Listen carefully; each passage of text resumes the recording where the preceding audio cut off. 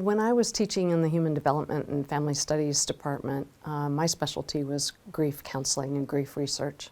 And one day, the head of the Animal Cancer Center, Dr. Steve Withrow, called our faculty, our really well-known faculty members who were grief experts, and said, I have people coming here from all over the country. They're bringing their animals here who have cancer.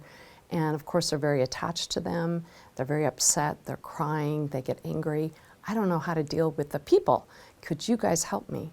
So 4 of us began a volunteer program at the veterinary hospital to do grief support. And it was a calling for us. It was very rewarding work.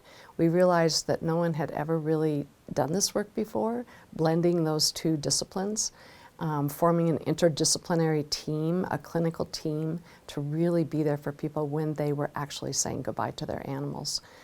So we began this program, and it just grew and grew over 20 years. The 2 disciplines that we married together were veterinary medicine and grief counseling.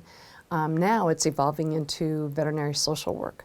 But back then we focused really in on euthanasia and loss, the end of life. And so it was really grief counseling that we were teaching students about, and the communication skills that went along with that. I think what happened is that we got such good response at CSU. People appreciated what we did so much that people started coming from other schools, other areas of the country, wanting to have that same sort of training and getting that same sort of knowledge. We also wrote about what we were doing a lot, kind of in a reporting vein, not even so much in a scientific vein, but just reporting on what we were finding and what we were doing.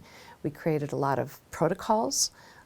We created a lot of tools that veterinarians could use. For example, we transformed the clinical medical exam room into what we called comfort rooms. So they could easily, at the time of euthanasia, be converted into a much warmer, home-like atmosphere with big mats on the floor, lamp light instead of the overhead fluorescent lighting, you know, very, very comforting kinds of things that would surround them, music if they wanted it, and we just created a different environment. All of those techniques really caught on because people were so hungry for that sort of support at the end of their pet's life. What started at CSU and a couple of other veterinary teaching hospitals in other parts of the country really quite rapidly caught on. We were invited to teach at all the other universities. We gave a lot of talks at the national conferences, and pretty soon people were catching on that this is something they wanted to do in their private practices. Like anything else, it's a ripple effect. I don't think that we would have been as successful if we hadn't been working with cancer and the Animal Cancer Center, because they were also training so many of the residents and interns and doctors to go back out into practice and treat animals for cancer.